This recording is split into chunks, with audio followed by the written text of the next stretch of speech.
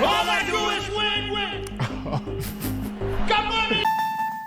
All right, man, look, sometimes I feel like people forget that these celebrities, these rappers, they are regular people. These folks sometimes fuck up. Players fuck up too, basically. I hope that's interesting to y'all. So go ahead and like the video before we get started. Perform in front of an audience. The goal is to project the coolest version of themselves. It's basically an exercise in making yourself seem superhuman and striving to create moments where your aura ensures that they're hanging on your every word, from the moment you step on stage until the moment you leave them wanting more. Basically, you kind of want it to go like this.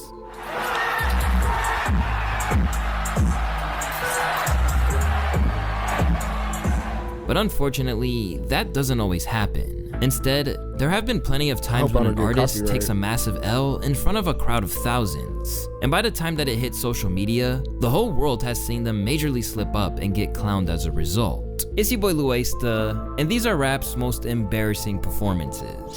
Sometimes, the reason why an artist's set is a little cringeworthy to watch is because they can't get the crowd on board. And in an era of cameras filming your every move, a rapper can't even have a few rough sets earlier in their career without the whole world having to learn about it. And one person who found this out firsthand was Coi Leray. Before she ever really found her niche later on, Coi Leray was more accustomed to getting trolled by the hip-hop world than being taken seriously. From her overconfidence in interviews, everybody tried to shit on me and was like, oh, you're a TikTok artist and all this other stuff. And I was like, man, listen, little do y'all know, I ain't give a fuck. Once I knew that the TikTok drove streams, I'm about my money and I'm about strategy. If you don't appreciate the music and you hating because you can't do it the way I did, then that's cool. But check the numbers out. All the way through to her infamous XXL freshman cypher freestyle, where she started dancing when she ran out of bars. Yeah, this shit was bad. Yeah, bitch, you go get money, let's go. We got the money. Now that's what I'm saying, bro. It's one thing to be confident and talk your shit. Definitely talk your shit. But when we can easily just go back and look up this performance where you literally ran out of words and did whatever you call this, like, I don't want to hear it, bro. I don't want to hear it. They really had a lot to work with when it came to taking shots at Benzino's estranged daughter. But the hate and general disinterest that she was receiving from the culture back then really came to a head when she took to the stage at Rolling Loud Miami in 2021. And to say the crowd was uninterested in what she was serving up would be an understatement. They wet like Dory, dubbing these niggas like Lori. Hold on. They always switching for stories. Applying the pressure, ain't nobody better way up in the sky. Bitches not on my level. We with this shit, my whole gang full of rebels. Hey, you know, some people just don't have good live shows. Trust no one that dance with the devil.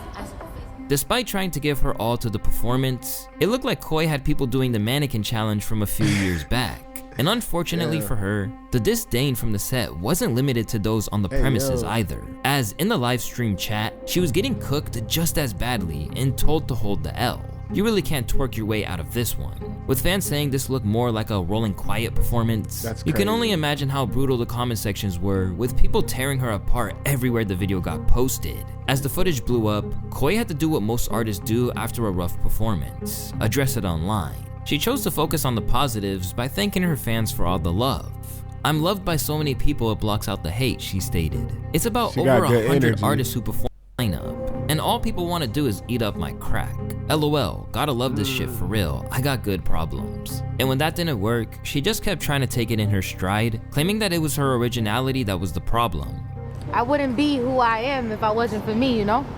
I feel like there's only one of me, and the reason why everything is the way it is because of me. So it don't matter if they're talking bad or good, they're talking. That's right. Because of me. Although it was rough for her back then, Coi is now a far more established part of the female hip-hop landscape and even locked down a few hits over the years. But sometimes, a ridiculous onstage incident can take place for a rapper long after they're already established as a star. And even as you ascend to being one of the biggest icons in the modern era, it can still follow you around. Just like the time that Travis Scott gave hip-hop an eternal meme by falling in auto-tune. I've seen this. It must be copyright. Man fell so hard he started speaking in italics. Imagine he died and those were his last words. What happened on this occasion was that Travis Scott was doing a guest spot during Drake's Boy Meets World tour at the O2 in London. And as he got amped up to perform Goosebumps, he clearly forgot to look where he was going. But in typical LaFlame That shit's fashion, there was hilarious. nothing that was gonna stop him from raging, and with the assistance of Drizzy, he soon popped out of the pit of hell that it looked like he landed in. Oh, good thing he didn't break nothing. Good thing he didn't break nothing, bro. And that's a professional right A little there, while you feel me? later, Travis was asked about his tumble, and rather than accept that it was a funny little accident, he tried to play it off as though it was something far more profound than it really was. I didn't fall, dude. I was flying. I was floating. Nothing Come on, happened. dog. Floating is amazing. It's like getting in a plane. I'm a magician, like David Blaine. I could never fall. But one person who was I don't presumably get less it. happy about the whole thing was Drake. Because in the aftermath of Travis's descent, Drake informed the crowd that the show would be refunded and subsequently gave the money back to all 20,000 attendees. That kinda And feels depending on who petty. you want to believe, this is actually where the line "Turn the 02 into the 03" came from on his smash hit, God's Plan. So while this may have been a bad night for get it. Travis, Drake's fans certainly came away from it happy. But on the subject of Drake, his own live show record isn't without its blemishes. And no, that's not a reference to his bullet hole hoodie and accompanying trail of smoke from the Anita Max That shit Wind was Tour lame in as hell. Australia. Instead, there was a time where Drake, despite being one of the biggest artists in the world, found himself getting booed off stage. Before getting into that, it's important to note this infamous encounter at Camp Flog Gnaw isn't exactly the only time he slipped up on stage, sometimes literally. Like the time where he forgot he used to be wheelchair Jimmy in Degrassi and his legs just stopped working. Oh, he might have tore some shit. No, he might have really tore some shit. Or the moment early in his career Damn. where he got a little too up close and personal with a girl who was 1 year below the age of 18 and wound up Yeah. making the news as a This is result. crazy. Y'all gonna have me get carried away again. I get in trouble for shit like this. How old are you?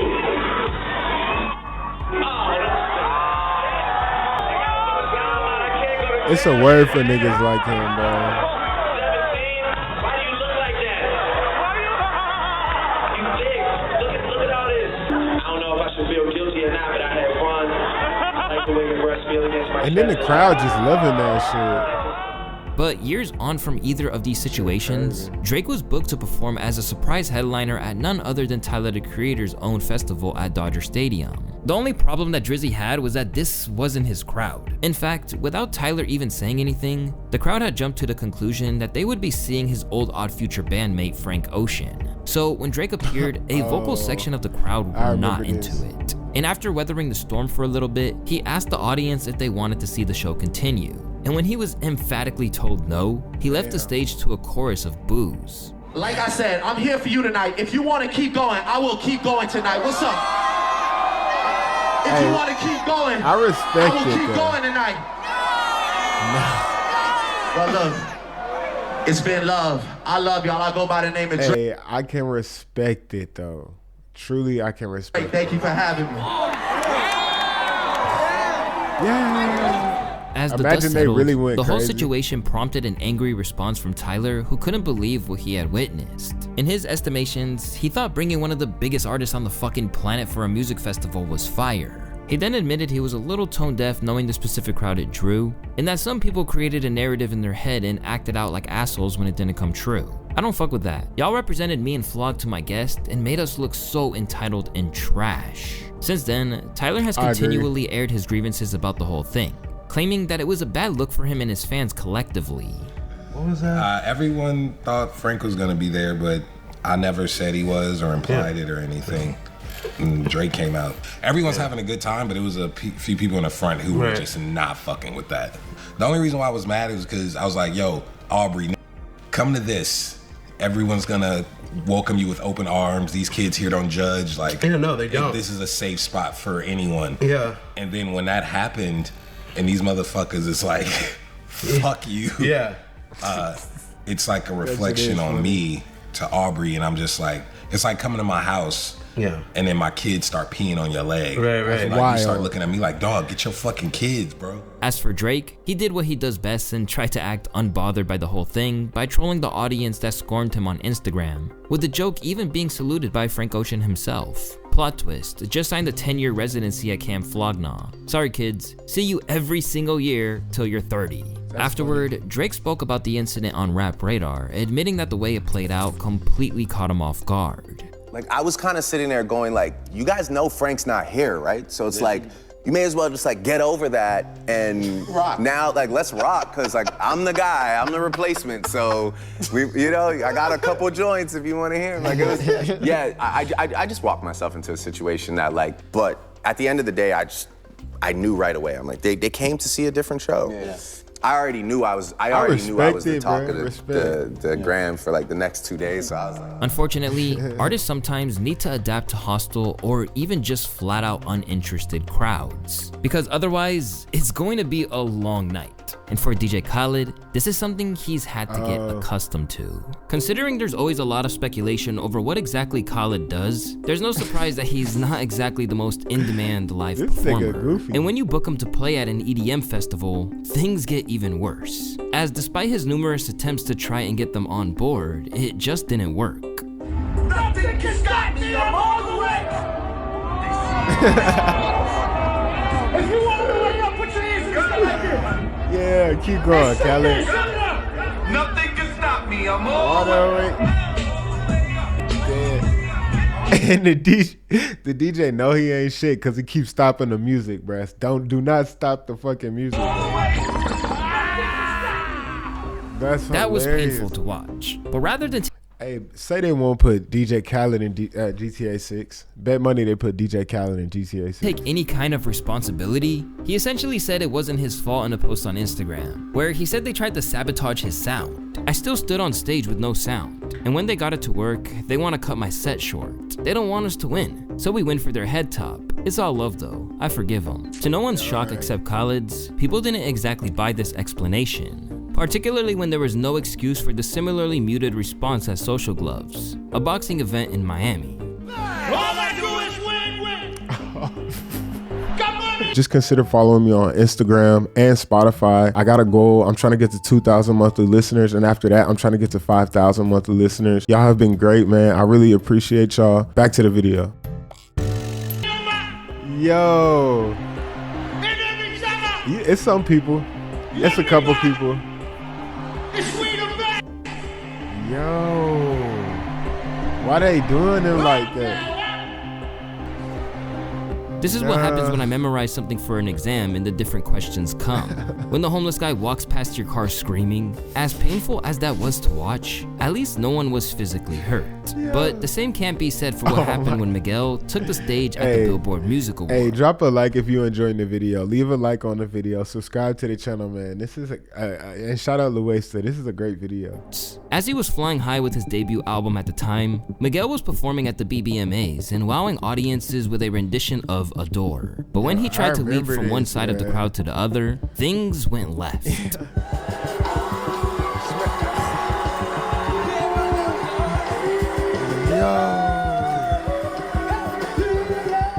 And that he did.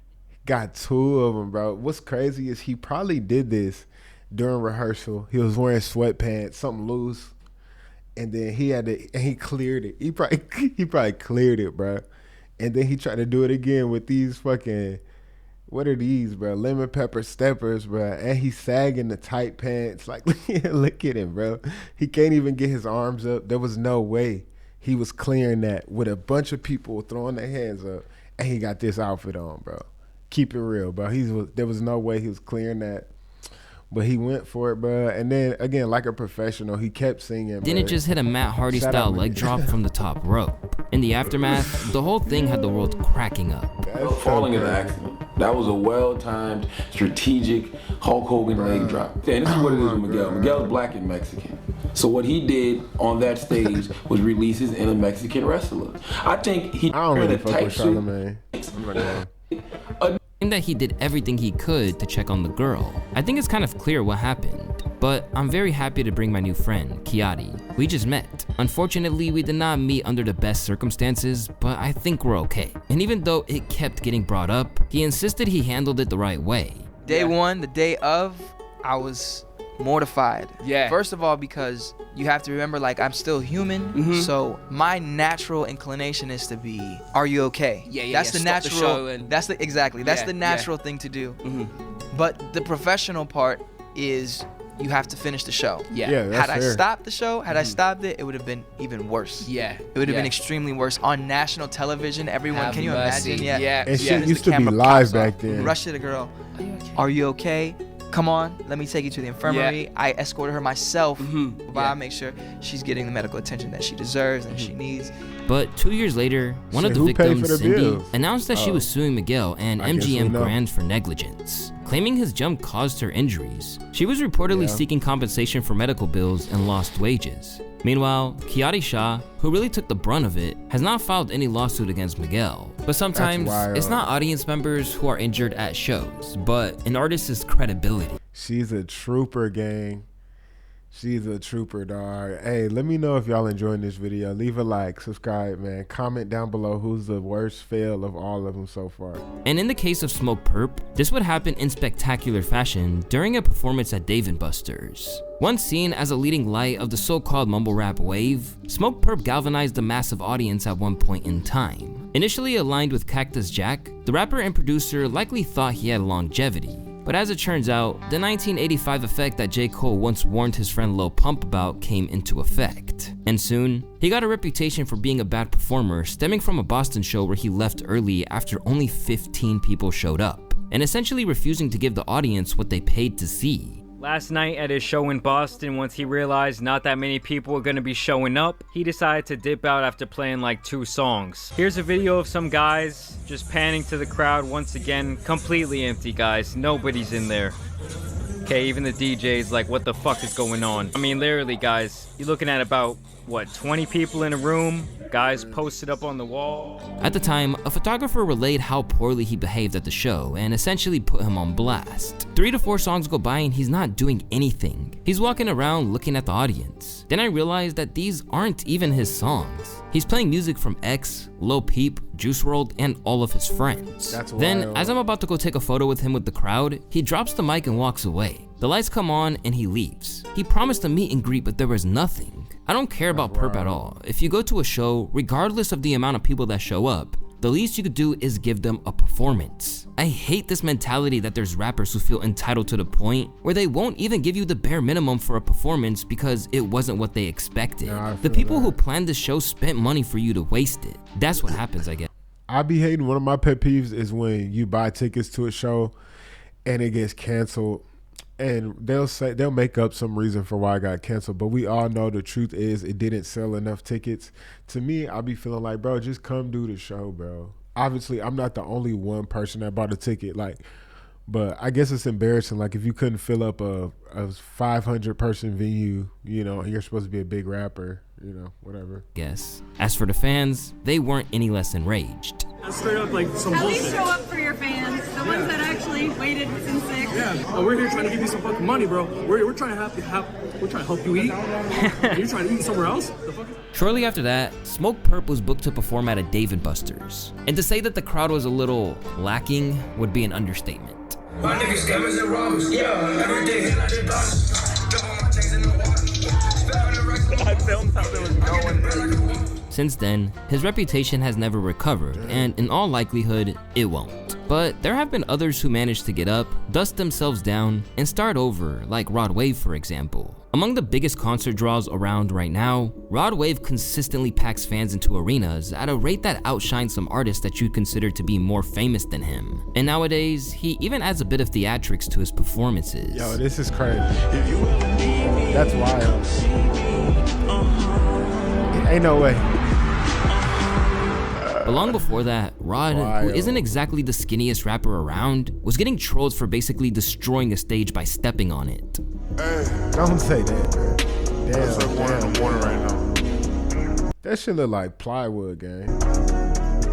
Even though he had to cancel the show afterward, Rod kept it lighthearted, posting on Instagram saying, "Pimp down. I repeat, pimp down." Amid endless jokes about his weight, Rod wasn't convinced it was his fault. And in an interview, he suggested that there was sabotage before reconsidering just how much of an entourage he had with him. It's a lot of whom he didn't even know. Oh, you think somebody did that on purpose? Had to be, bro. Like I done been in the worst places, bro. I done been in a hole in the walls, bro. Like coming up, like doing this shit. I done been away. That was in school, bro. Like somebody really. I ain't tripping about that shit, though. How many people got on stage with you? Yeah, we was a little deep though. I ain't gonna lie. So it could have been your fault. It could have been though, bro. But damn, I'm nigga falling through the stage. Yeah. When something goes wrong on stage, the best thing you can do is shake it off and keep going. that would have been crazy. And Designer did exactly that, even after throwing up mid-performance. At the peak of his fame, this New York rapper was riding high off of Panda, backed by a cosign from Ye and a spot on the Good Music roster. When it came to his live shows, he was known for bringing non-stop energy and giving the crowd everything he had. Well, on one occasion, he gave a little too much, leading him to throwing up mid-performance without even pausing to catch his breath or process what just happened.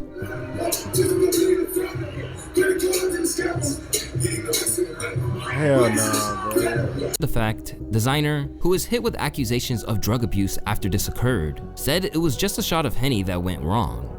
Bro, man, so that's when you get no sleep, bro, and you book like probably like 4 times a night, bro. Like you just like just on the road, bro. I was on the road at that time, just like stupid every night, bro. Like it was no sleep, you know what I mean? So I was just getting up, bro, probably in the middle of sleep, no funny. I had me a little shot of Henny, threw that back, went out there, oh, like, you know what I mean? Hey, it's kind of sad when I really think about how they did Designer, bro. I'm talking about Kanye, but like it happens to a lot of artists. They use the fuck out these artists, bro, and then now they look like Designer. Let that go. I'm like, all right, hopefully everybody forget about this. Let's keep it going. Thankfully, he kept it pushing and managed to conclude the set without any incident. While during one of Ray Shremmerd's performances, things went a little differently for one of the sibling duo. Riding high off their string of hit singles, Ray Shremmerd brought a wild party vibe to their live shows whenever they went, with Slim Jimmy appointing himself as the self-styled turn-up king. But at the Governor's Ball in New York, things went a little too far, leading to him taking a nasty fall from a speaker that resulted in a big gash on his leg. I'm not trying to see this. Yeah, that's it for the video, man. If y'all want to finish this video, this is by Luesta. It's called Hip Hop's Most Embarrassing Performances. I'm not trying to gatekeep. Go ahead and check him out. Tell him that I sent you, to be honest with you. Maybe he'll want to collab or some shit. I don't know. But shout out to all my day one subscribers, man. Shout out to y'all. We're almost at 2K subs, man.